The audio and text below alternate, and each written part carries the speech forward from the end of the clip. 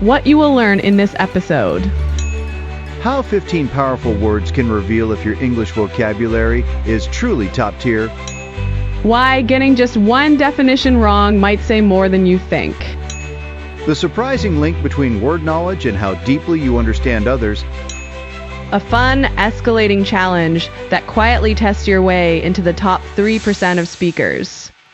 Welcome to the deep dive. So, you're looking to really boost your English vocabulary, get to that excellent level, maybe faster. Right, and we thought, what's a good way to sort of measure that? We've picked out 15 words. 15 keywords. Exactly. And the idea is if you know all of these, your English vocabulary is likely, excellent. You might even be in the top 3% of English speakers worldwide. Wow. Okay, so a bit of a challenge then. A fun challenge, yeah, just to see where you stand. Cool. So how's this going to work? Simple.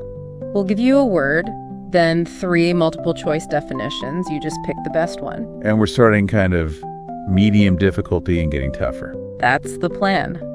Medium, then a bit trickier as we go. Ready to jump in? Let's do it. What's the first word? Okay, word number 1, value. Your options are A, hope, B, worth, or C, uncertainty. Value. Okay, I think that one's pretty straightforward. It's got to be worth. Correct. Worth. It's about, how useful something is or what you could exchange it for, usually money. Like the example, cars tend to lose their value over time. Their worth goes down. Precisely. Hope and uncertainty just don't fit that meaning. Okay, number 2. Number 2 is sustain. Does that mean A, to support, B, to weaken, or C, to finish? Sustain. Think about keeping something going. Right, so it's A, to support, to keep it going, maintain it. Exactly. Like runners need to sustain their energy. They need to support it, keep it up to finish the race. Yeah, weaken is the opposite and finish is the end, not the process. Makes sense. All right, word number 3. Various options. A, different. B, the same. C, confusing. Various, like lots of kinds. So A, different. Spot on. Several different types. You can buy various kinds of food at a supermarket. Easy peasy. Lots of different choices there. Okay, number 4. Number 4 is emphasize. Does it mean A, to highlight, B, to remove, or C, to diminish? Emphasize, like when you really want someone to notice something. So A, to highlight, to give it special importance. Perfect. The teacher emphasized the need to study. She highlighted it, made it stand out. Got it. And the last one for this medium set. Number 5. Typical, is that A, ordinary, B, expensive, or C, complicated? Typical, like usual, run-of-the-mill. Yep. So A, ordinary, nothing special. Exactly. It was a typical day. Same old, just a normal, ordinary day. Okay, that's the first 5 done. Feeling good. Yeah, hopefully everyone's keeping up. Now, things get slightly tougher. Bring it on. What's number 6? Number 6 is blunt. Does blunt mean A, sharp, B, straightforward, or C, foolish? Blunt. It can mean not sharp, like a blunt knife. Yeah. But in terms of speaking. Ah, good point. Think about how someone speaks. Then it's more like direct. So B, straightforward. Yes. Speaking directly, maybe even if it's a bit harsh, like Catherine was blunt about her opinions. Right. She just says it like it is. Okay. Number 7. Consequence. Is that A, cause, B, result, or C, ignorance? Consequence. That's what happens because of something, right? Often something bad. Usually, yeah. It's the outcome. So B, result. Like the consequence of skipping class was failing. Failing was the result. Exactly. Not the cause, and definitely not ignorance. Okay, number 8. Strain. Does strain mean A, to relax, B, to look down on, or C, to make a great effort? Strain. I think a physical effort here. Yeah, like you're really pushing yourself. So C, to make a great effort. Precisely. It could be physical or mental effort, often difficult. Jack strained his back lifting boxes. Ouch. Okay, got it. Number 9. Authentic. Options. A, unoriginal, B, genuine, or C, serious? Authentic. That means it's the real thing, yeah. Not a fake. Mhm. So B, genuine, real. Correct. Experts confirmed the painting was authentic. It was the real deal. Not a copy. Okay, number 10, halfway through the tougher ones. Number 10, evolve. Does evolve mean A, to remain the same, B, to change gradually, or C, to fall apart? Evolve. Yeah. Like evolution, things changing over time. Right. Develop. As a B, to change gradually, often getting more complex. Exactly. Information technology has evolved rapidly. Constant change and development. Okay, still with us. We're heading into the final 5. These are considered the trickiest ones. Yeah, the real test, perhaps. Number 11, blithe. Is it A, carefree and cheerful, B, serious and somber, or C, confident and experienced? Blithe. I know this one. It's sort of cheerful, but maybe inappropriately so. That's the key nuance. So A, carefree and cheerful, but often implies being unconcerned when maybe you should be concerned. Like the example, Mary kept spending money blithely, even though she was broke. A bit too carefree. Exactly. Okay, number 12, ambiguous. Does that mean A, identical, B, overworked and exhausted, or C, open to more than one interpretation? Ambiguous means it's not clear, right? No. Could mean a couple of things. Unclear. So C, open more than one interpretation. Perfect. The essay instructions were ambiguous. They weren't clear, so Jennifer needed clarification. Gotcha. 13. Facilitate. Right. A, to make longer, B, to make easier, or C, to make stronger. Facilitate. Like a facilitator at a meeting, they help things run smoothly. Good connections, they make They can things make easier. Yeah, they help the process along. spot on. The new software will facilitate communication.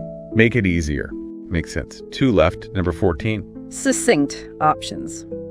A, brief, B, vague, or C, condescending. Succinct. Yep. Short and to the point. Very much so. Clear and concise. Then it's A, brief, but a specific kind of brief, clear, no wasted words. Exactly right. Her explanation was succinct, covered everything needed, nothing more, not vague, not condescending. Okay, the final word, number 15. And it is eschew, because eschew mean A, to undo, B, to avoid, or C, to promote. Eschew. Sounds a bit formal.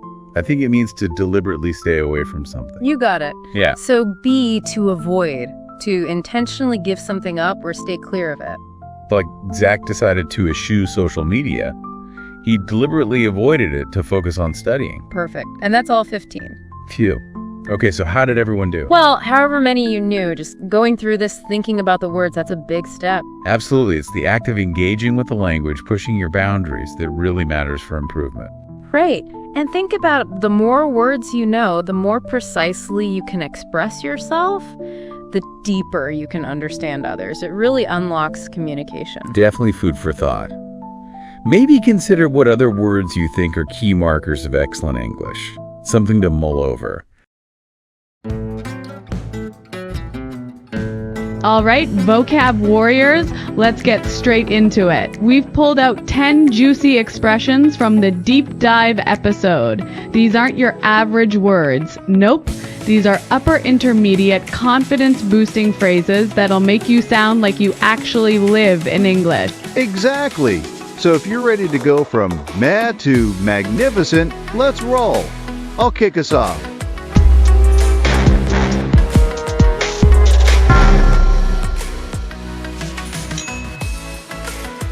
Jump in. Definition: to start doing something quickly or without hesitation. Example: don't be shy, just jump in and try that new English word in real conversation. Bring it on. Definition: used to say you're ready to face a challenge. Example: you've got 15 tricky words to guess? Bring it on. Run-of-the-mill.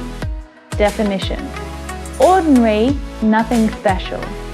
Example: that movie was just another run-of-the-mill rom-com.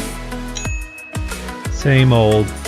Definition: a casual way to say things are as usual. maybe even boring. Example, what's up? Oh, you know, same old. Spot on. Definition. Exactly right.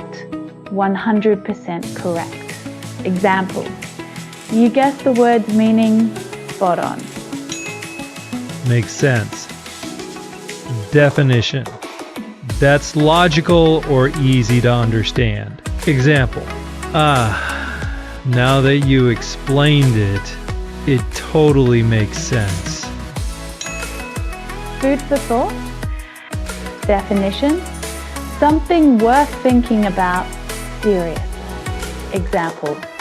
That podcast gave me some real food for thought about my learning goals. Mull over. Definition. To think carefully about something. Example. I'm going to mull over those new words before tomorrow's class. Push your boundaries. Definition. To go beyond your comfort zone and grow. Example.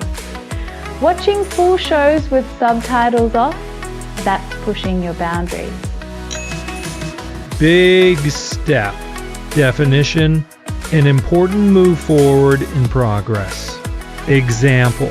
Learning 10 idioms today, that's a big step toward fluency.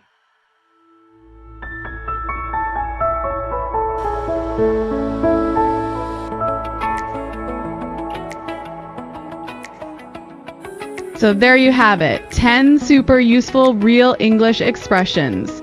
You've already taken a big step today. High five. But here's the secret. Hearing these words once, helpful. Hearing them twice, powerful. Hearing them again in a few days, that's how you lock them in for life. So be smart. Replay this episode once or twice in the next week. Let these words sink into your subconscious, and soon you won't just know them, you'll own them.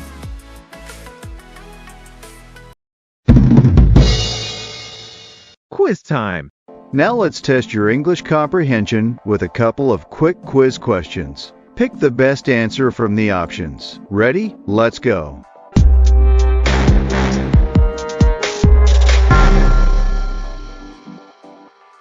Question 1. What does the word blunt most likely describe in this episode? A. Someone speaking very politely. B. Someone being direct, even harsh. C. Someone acting foolishly. Question 2. If something is succinct, what is it? A. Long-winded and confusing. B. Short and clear. C. Vague and hard to follow. Question 3. What happens when someone eschews social media? A. They promote it publicly. B. They update it often. C. They deliberately avoid it. Question 4. Which word means open to more than one interpretation? A. Facilitate. B. Ambiguous. C. Typical.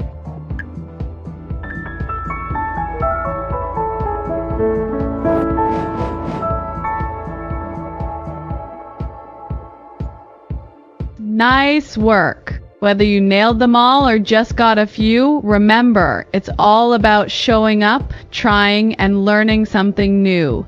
Keep going, language warrior. Let's seal the deal with a quick story that makes all these words pop into place. Imagine this. You're at a pool. You've been watching from the edge. Same old. Then someone yells, "Jump in!" You hesitate. It's a big step, but you whisper, "Bring it on." No more run-of-the-mill routines. Splash! The water's cold but exciting. Your coach gives you a spot on thumbs up. Later, you mull over the whole thing. Maybe diving into new things isn't so scary. It's just food for thought. It all makes sense now. To push your boundaries, you've got to leap. Tools like FunFluent are built for moments just like that. Replay this section a few times this week. Your brain loves repetition with meaning. The more you hear it, the more it sticks. Make these words yours, one leap at a time.